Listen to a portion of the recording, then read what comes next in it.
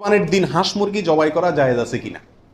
আমাদের দেশে অনেকেই গ্রামের দেশে বলেন যে কোরবানির দিনগুলোতে, ঈদের দিনে কি করা যায় না, হাঁস মুরগি জবাই করা যায় না। আসলে কতটা সঠিক? উত্তর হলো এটা সম্পূর্ণ ভিত্তিহীন, বানোয়াট কথা। এর কোনো গ্রহণযোগ্য ভিত্তি ইসলামী শরিয়াতে নাই।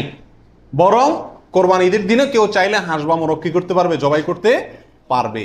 তবে যদি এটাকে কোরবানির নিয়তে করে যে আমার তো গরু ছাগল দেওয়ার সামর্থ্য নয়, আমি মুরগি দিয়েই দিলাম কোরবানি, তাহলে সেক্ষেত্রে এই জবাই কি হবে না, জায়েজ হবে না। কারণ এই পশু দিয়ে কি হবে না, কোরবানি হবে না। এমনি গোশত খাওয়ার জন্য যদি জবাই করে তাহলে ঈদের দিনেও জবাই করাতে কোনো সমস্যা নাই। ভাগে কোরবানি দেওয়া যাবে কিনা, এটা একটা গুরুত্বপূর্ণ প্রশ্ন আজকালকার যুগে। কারণ কোন ওলামা একরাম বলছেন ভাগে কোরবানি দেওয়া যাবে না, বরং গরু হোক আর ওঁট হোক, যত বড় পশুই হোক, দিলে একজনের পক্ষ থেকে দিতে হবে, 7 ব্যক্তির পক্ষ থেকে যথেষ্ট হবে। এই যে কথা প্রচলিত আছে, এটাকে অনেক কোন ওলামা একরাম কি করছেন, অস্বীকার করছেন। আসলে সঠিক কোনটা, এ ব্যাপারে আগেই বলেছি যে একাডেমিক আলোচনা খুব বেশি লম্বাচড়া করার ইচ্ছা নাই এবং সুযোগও নেই।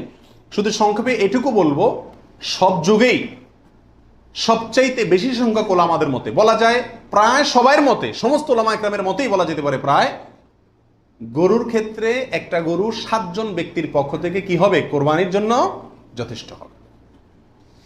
এক্ষেত্রে বিচ্ছিন্নভাবে যে 2-1 আলেম বলছেন যে গরু হোক আর ওঁট হোক একজন থেকে হবে, 7 জন থেকে হবে না, তাদের যুক্তিগুলা খুবই ঠুনকো এবং খুবই দুর্বল। নবী আলাইহিস সালাম যে সফরে একাধিক ব্যক্তিকে কোরবানিতে অংশগ্রহণের সুযোগ দিয়েছিলেন, তারা বলেন যে এটা সফরের জন্য নির্দিষ্ট, অথচ নবী আলাইহিস সালাম সেটা নির্দিষ্ট করেন নাই, এটা ওনারা নির্দিষ্ট করছেন। নবী আলাইহিস সালামের কোনো নির্দেশ সফরে হোক, হাজারে হোক, সফরের বাইরে হোক, যে কোনো নির্দেশ সাধারণত ব্যাপকভাবেই সবার জন্য সব সময়ের জন্য প্রযোজ্য হয়, যদি কোরআন এবং সুন্নাহর কোনো বর্ণনা দ্বারা নবী আলাইহিস সালাম নিজে ওইটাকে নির্দিষ্ট না করে দেন। তিনি সফরে যদি কোনো নির্দেশ করেন, ওই সফরের বাইরের জন্য সেটা কার্যকর হবে কি হবে না? যদি কেউ সফরের জন্য নির্দিষ্ট করতে চায় তাহলে তার জন্য পৃথক দলিলের প্রয়োজন।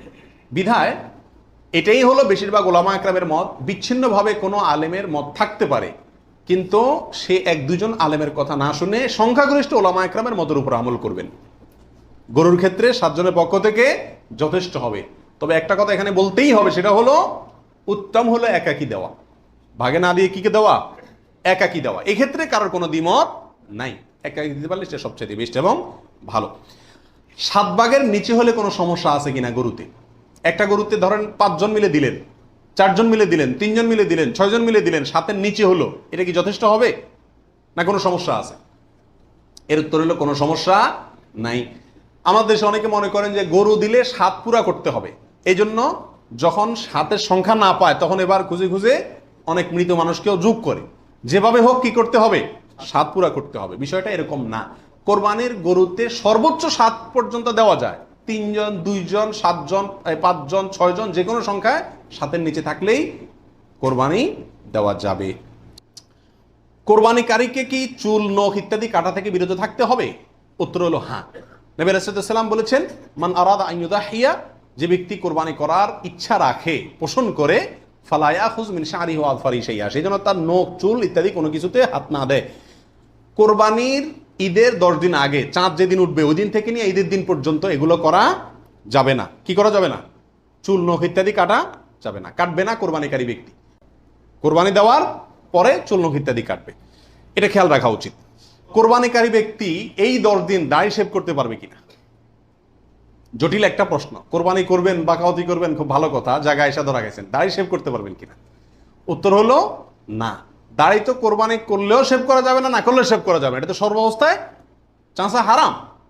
সেক্ষেত্রে কোরবানির এই সিজনগুলোতে এসে গুরুত্বটা আরো বাড়ে। একে তো এমনি হারাম, আবার কোরবানি করছেন, সেজন্য নবী সাল্লাল্লাহু আলাইহি ওয়াসাল্লাম বলছেন আপনি যেন না ধরেন, এগুলোতে হাত না দেন। তাহলে কোরবানি করার যদি ইচ্ছা থাকে, আল্লাহকে সন্তুষ্ট করতে আসলেই মনে চান, তাহলে এই 10 দিন দাঁড়িয়ে কি করতে পারবেন না, শেভ দিতে পারবেন না। খোঁচা খোঁচা দাঁড়িয়ে নিয়ে কি করতে হবে, মসজিদে যেতে হবে। কোরবানি দেওয়া শেষ, এবার কি করতে পারবেন, দাঁড়িয়ে শেভ করতে পারবেন না, তাও যাবে না। আল্লাহ আমাদের বোঝার তৌফিক দান করুন। কোরবানির গোশত দিয়ে দিনের প্রথম খানা খেতে হয়, এই কথাটা কতটুকু সঠিক? উত্তর হলো পুরাই সঠিক। রাসূল আকরাম সাল্লাল্লাহু আলাইহি সাল্লাম থেকে বর্ণিত হয়েছে যে তিনি ঈদুল আজহাতে ঈদুল ফিতরের ব্যতিক্রম করতেন। ঈদুল ফিতরে কিছু একটা মিষ্টি খেয়ে খেজুর টেজুর খেয়ে তারপরে ঈদগাহে যেতেন, আর ঈদুল আজহাতে সারাদিন কিছু খেতেন না, কোরবানির পশুর গোশত দিয়ে প্রথম খানা খেতেন দিনের। অতএব আপনি গরু দেন, ছাগল দেন, যেটা দিয়ে কোরবানি করেন, দিনের প্রথম খানা কি দিয়ে হওয়া উত্তম? ওই গোশত দিয়ে হওয়া উচিত। গোশতটা তো আল্লাহকে দিয়ে দিয়েছেন, আল্লাহর নামে জবাই করছেন, আল্লাহ আপনাকে হাদিয়া দিয়েছেন। এই জন্য আল্লাহর হাদিয়ার আগে একটু পেটটা খালি রাখেন, আকর্ষণ করে খান, তাহলে ইনশাআল্লাহ সেটা আপনার জন্য, আপনার আল্লাহর হাদিয়াকে আপনি মূল্যায়ন করলেন, সেটা প্রমাণ হবে। পশুর রক্তে নাকি আরোগ্য আছে, কোরবানির পশুর রক্তে, এই কথাটা কতটুকু সঠিক? কোন কোন এলাকাতে আমি নিজের চোখে বহুবার দেখার দুর্ভাগ্য হয়েছি, অনেকে দেখা যায় কোরবানির পশু জবাই করার সময় রক্তগুলা একটা বাড়িতে করে নিয়ে যায় গরম গরম, এরপরে নিয়ে পোলা পানিরে খাওয়ায়। এটা খাওয়াইলে বলে অনেক রোগ বালাই ভালো হয়। বুঝে আসছে কথা? এটা সম্পূর্ণ কুসংস্কার। কোরবানির পশুতে কোনো আরোগ্য নাই, এটা ভুল ধারণা, এটা থেকে বেঁচে থাকা উচিত।